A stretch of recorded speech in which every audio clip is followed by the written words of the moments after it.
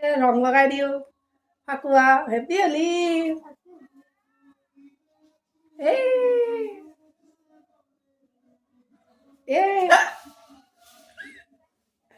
ৰাতিপুৱাই পাই যাবি হলি টিকলি আৰু মই হলি খেলি থাকোঁতে আমাৰ ওচৰৰে দুটামান পোৱালি আহি পেলাই সিহঁতকো ৰং লগালোঁ তো এনেকৈ আৰু ৰং চং লগাই দিলে ভালেই লাগে তো এনেকৈ আমাৰ তাইও সিহঁতৰ লগতে খেলিব গ'ল হলি খেলিব গ'ল আৰু এতিয়া মন্দিৰত যাবৰ কাৰণে ওলালোঁ মই মা আৰু আমাৰ ওচৰৰ খুৰীমা এজনী আমি যাব ওলালোঁ আৰু আজি এইখিনি সময়তে আমি 10টা মানত ওলাইছোঁ বহুত মানুহ আৰু মাক কেমেৰা ধৰিব দিছোঁ আমি গৈ আছোঁ আৰু মন্দিৰত বহুত ভিৰ হৈছে কিন্তু একদম ইমান ভিৰ নহয় মোৰ মাতটো শুনাই নাপাব ইমানেই হুলস্থুল হৈছে মানে একদম হেঁচা ঠেলা এইপিনে প্ৰসাদ দিয়া এইপিনে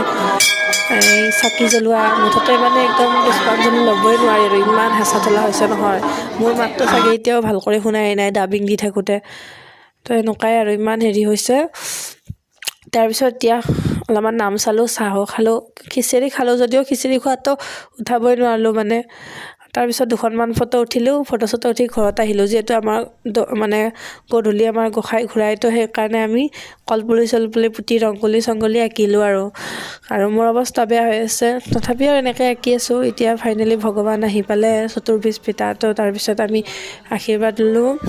আৰু আমি গধূলি আহিলেও এখন প্ৰসাদ মানে আগবঢ়াওঁ তো এনেকৈ আৰু প্ৰসাদ তাৰপিছত লৈ যোৱাৰ পিছত মানে প্ৰত্যেক বছৰ অলপ গাঁওখন অলপ ঘূৰিব যাওঁ কিন্তু এইবাৰ নগ'লোঁ আৰু এনেকৈ গোঁসাইৰ লগতে আমিও পিছে পিছে যাওঁ তথাপিতো এইবাৰ যোৱা নহ'ল আৰু ভৰিৰো যিহেতু বিষ হৈ আছে সেইকাৰণে নগ'লোঁ এতিয়া গোঁসাই ঘূৰাই যোৱাৰ পিছত তথাপিতো অকণমান আগবঢ়াই দিম আৰু যিখিনি পাৰোঁ কিন্তু ভিডিঅ' বনোৱা নহ'ল কাৰণ সেইটো সময়ত মানে ভিডিঅ' বনাবৰ কাৰণে কথা ভাবেই নাহিল আৰু যিখিনি পাৰিছোঁ সেইখিনিকে লৈছোঁ আৰু